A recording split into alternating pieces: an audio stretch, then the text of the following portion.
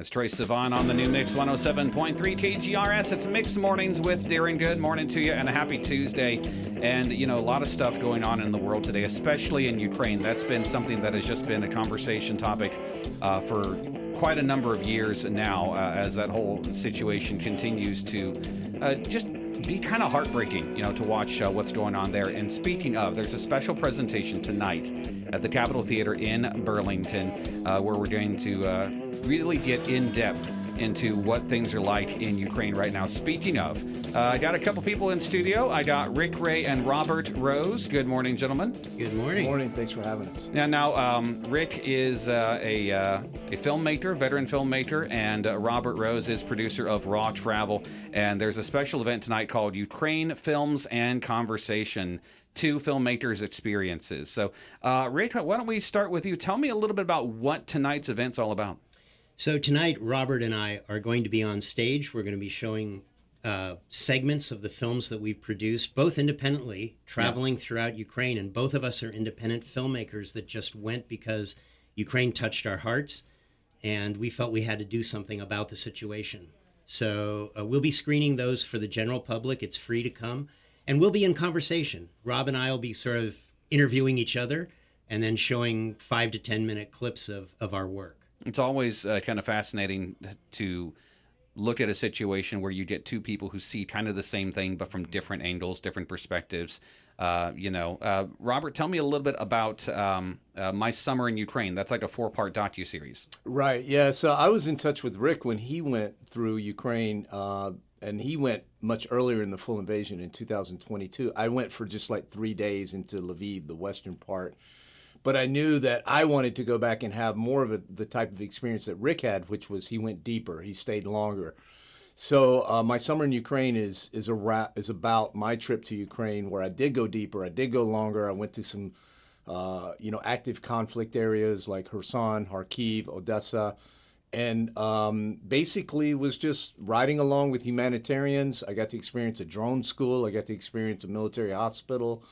I got to experience being under fire for the first time, which was gnarly. You never know how you're going to respond until it happens. And I think I kind of passed the test, in that I didn't run away screaming, but I wanted to. They're alive. That would have been me. That would have been me. I would have run away screaming. Yeah. And that's what it's about, really. It's just, I'm not a good fictional storyteller, so I feel like real life is the most important, is the best storytelling there is. So it's really just kind of distilling down my experience there. Right on. Now, Rick, Robert mentioned that you went there earlier for Be Safe Stories from Ukraine, which I understand is it still being developed? Or Yeah, we're developing it, and we're offering it as a lecture series, just like what we're doing tonight. Okay. What prompted you to want to visit Ukraine?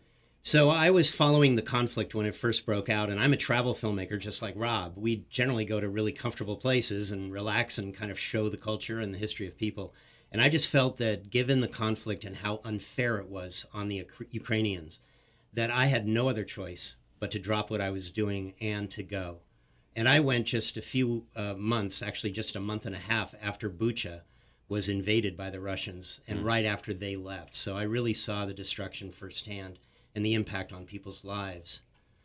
Man, I imagine it's going to be pretty heavy tonight, but hopefully a little bit of levity as you guys kind of interview each other. Oh, yeah. I mean, Look, life goes on in Ukraine. People's lives are still normal until they're not. And, you can relate to them because they're very much like us. They act, they live like us, they have a first world existence like us. And I'm proud to help them fight for democracy, something that maybe we've taken for granted in our daily lives. Right on. Robert, anything you witnessed over there that I guess was of the unexpected variety? Well, I would say just, getting back to your comment about some levity, I had a good time. It's weird, and you don't want to leave. And I think part of it is because you feel like there's something significant there, bigger than yourself. And everyone I know that's been to Ukraine can't wait to return to Ukraine. I plan to go back this summer. And so I think that's what's unexpected. I think the other thing is you go there to help and you're like, okay, I'm going to help take care of these people. They actually take care of you.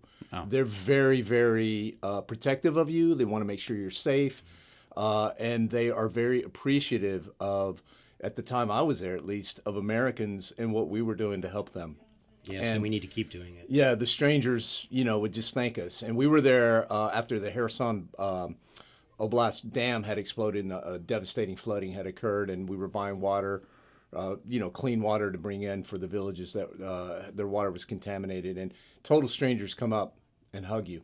Wow. And cry. It's wonderful. I mean, tears of joy. Yeah, That's right. No, that sounds like some amazing and impactful stuff. And if you want to check it out, it is tonight at the Capitol Theater, downtown Burlington. Starts at 7 o'clock. It's absolutely free. I know we're running a little bit long on time, but again, a big thank you to Rick Ray and Robert Rose for coming in and talking with us about that. Well, you can find more details on this on our Facebook post, facebook.com/mix107.3. Gentlemen, thank you both for coming in.